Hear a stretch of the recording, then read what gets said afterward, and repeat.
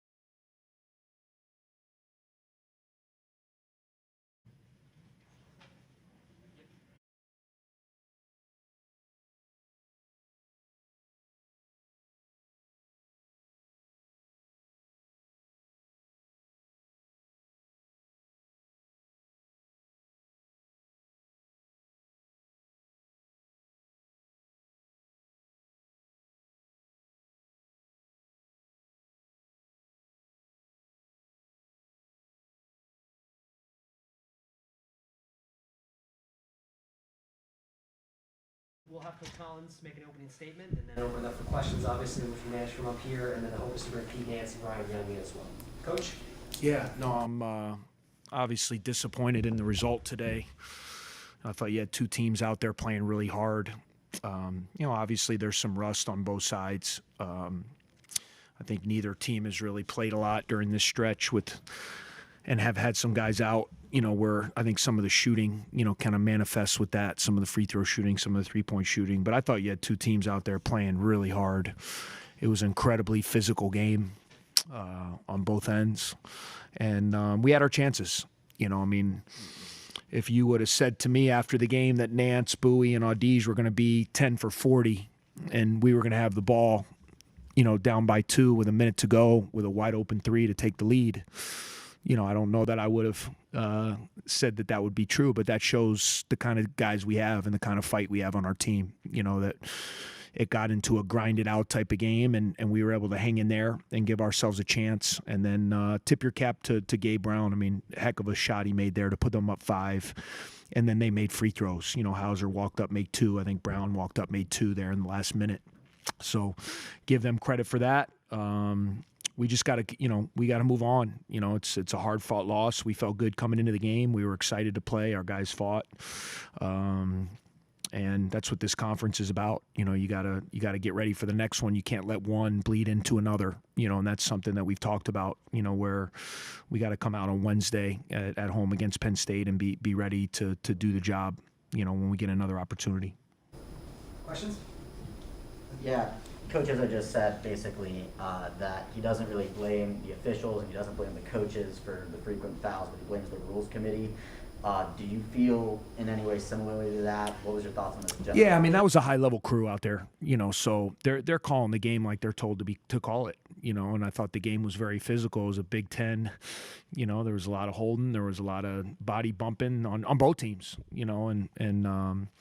so, yeah, were there calls I was upset about? Yeah. Were there calls he was upset about? Yeah. But at the end of the day, the point of emphasis on some of the hand checking, some of the body bumping, some of those things, they're trying to clean some of that up. And, those were high-level officials. So, those are guys, when you're in a game, you want those guys on your game. So, again, it wasn't because of the officials, but it did turn into, I thought, a very foul-plagued game there, especially the last 8 minutes, because you had two teams really competing, so many guys that neither team was given an inch. So you just got to adjust. I got to watch the film. You got to see how we can play a little bit better where we don't give up 33 free throw attempts, and then, conversely, we were able to shoot. We were able to get to the line when we weren't shooting well, which was great. We just didn't cash in, going 20 for 30, is not going to get it done, against a team of Michigan State's caliber. You mentioned that you had the ball, 2 minutes left, down 2 there. Was that the play you set up, and was that the shot you wanted? Well, it wasn't necessarily going to be a 3, but if you remember the play before, we had set up a play where we slipped Ryan Young to the basket, and he got fouled on a dunk attempt. So we knew they were really going to be keying in on that slip. So we kind of went to a counter, where we slipped him, but then we screened in on the backside, and it was just up to Chase to kind of make the read. If they went below the screen to take the shot, if they chased it, he could drive it off that action. So I thought we executed pretty well. We set a good screen, thought he got right to the top.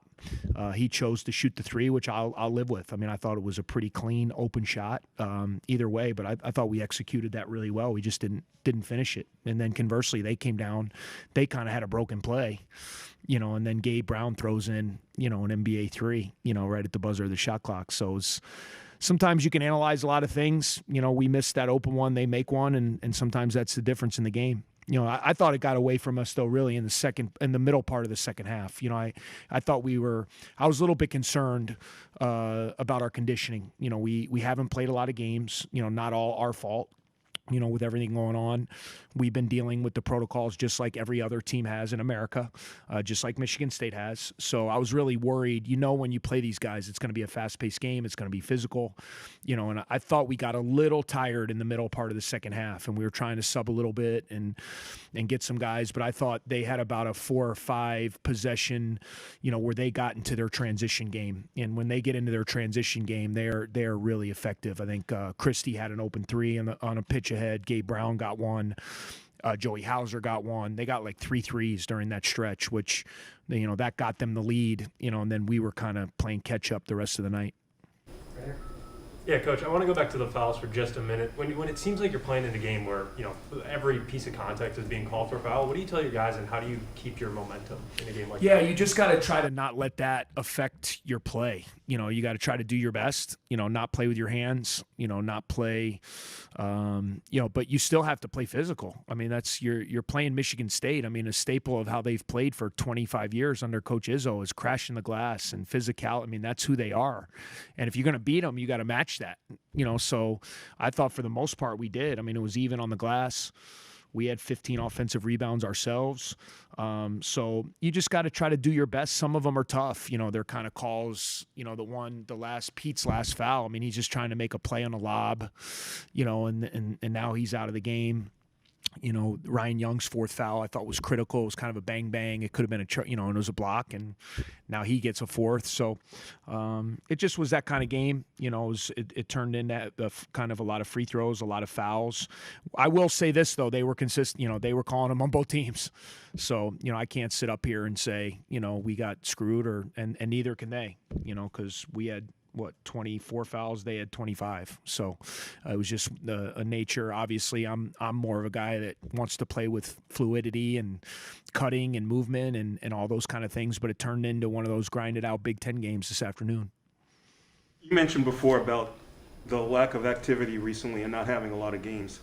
Now the conference season has started, the games come back one after another. Can you just talk about the challenge of that? Yeah, hopefully we got to kind of adjust on the fly. We had a handful of guys that just got cleared 2 days ago, out of the safety protocols, and now you're trying to play Michigan State, so I credit our team for kind of having a couple days of preparation, getting ready, just as they did. They had some guys who missed their last game, and everybody's dealing with it. So you still have that out there.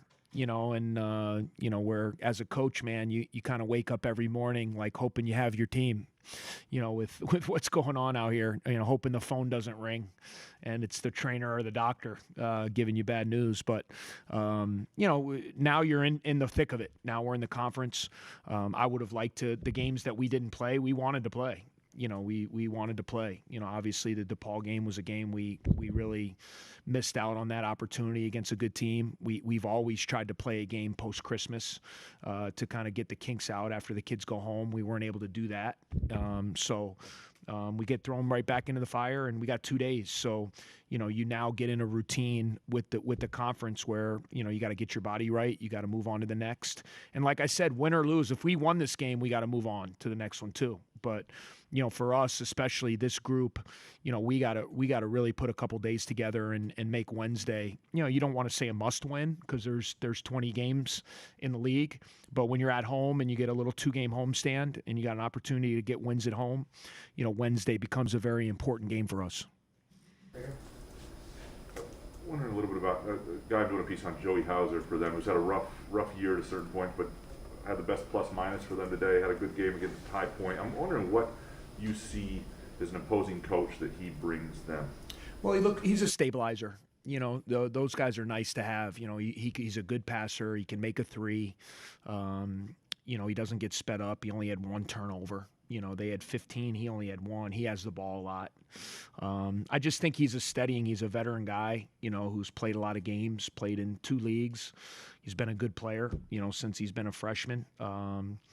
And, you know, he just does a little bit of everything. He's not going to be a guy that's going to wow you. You know, you see Bingham fly around and get a dunk or block a shot. You see Gabe Brown and maybe Max Christie, you know, and those guys are terrific players. But you got to have steadying kind of, to me, he's a glue guy, you know, and a really good one. You know, he's a sound guy. He knows what they're trying to do. He keeps them steadied, and he kind of opportunistically made 2 big threes tonight, you know, which were big shots for them. And like you said, his plus minus when he was on the floor was plus 20. So obviously he brought a lot to the table tonight. Right here. Yeah, you talked about the home game at Penn State, and then also having another home game the next 2 weeks against Maryland, kind of this crucial beginning part of the Big Ten schedule. And in those 2 weeks, with those 3 home games today included, students aren't allowed to attend with their wild card. Yeah. How much of a difference does that make in terms of the crowd energy? Yeah, it's a great question. It hurts us.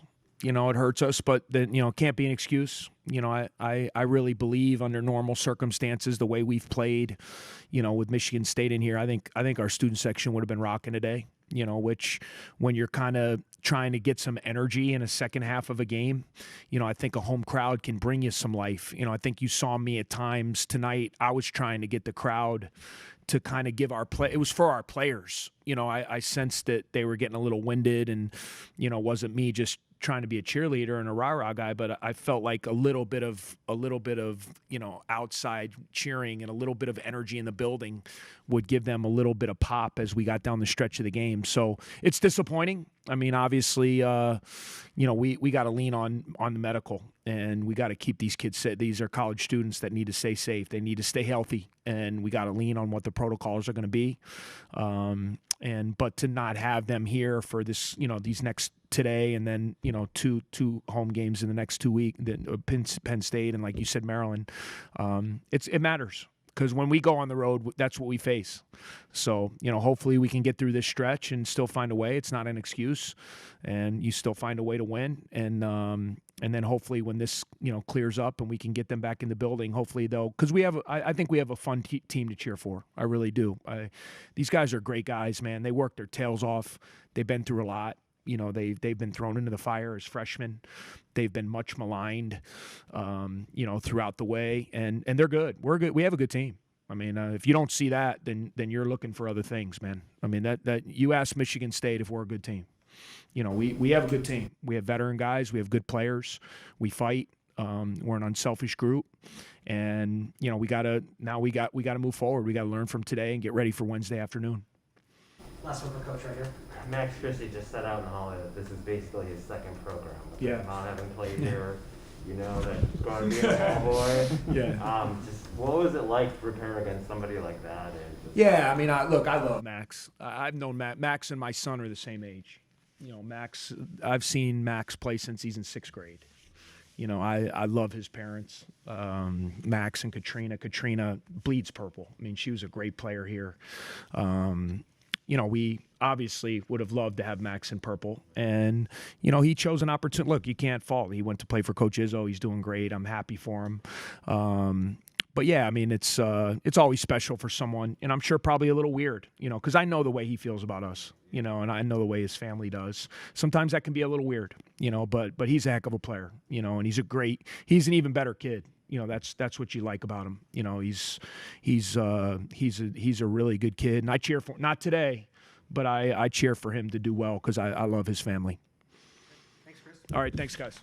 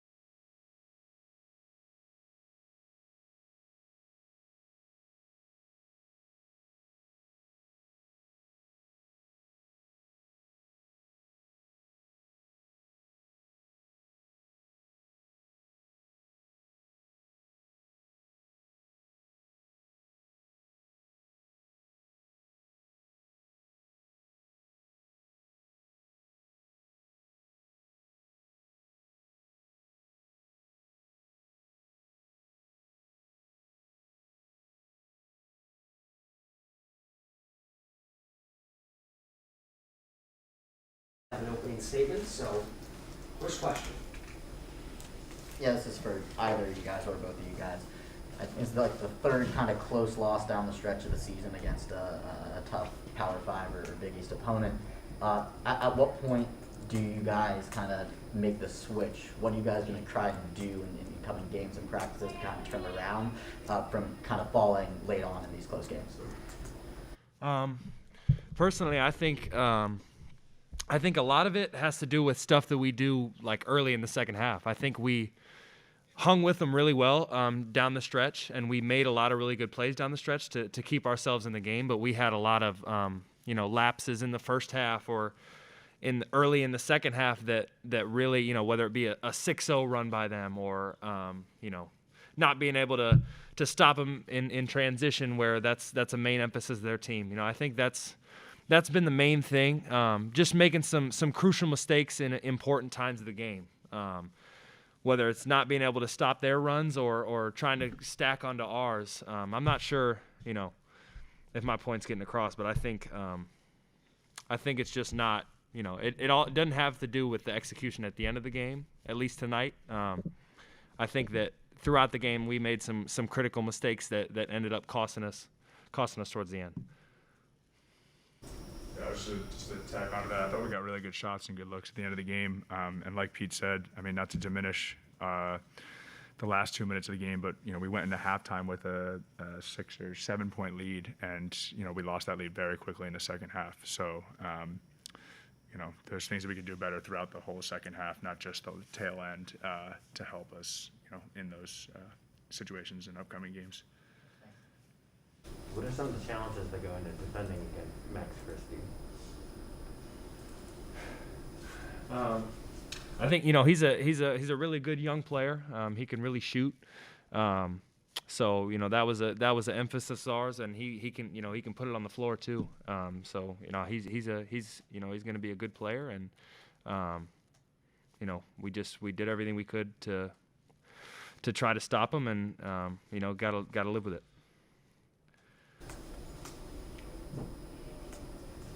Just as kind of as players, we heard Coach Collins' perspective on it, but obviously you guys have had 2 COVID cancellations at this point.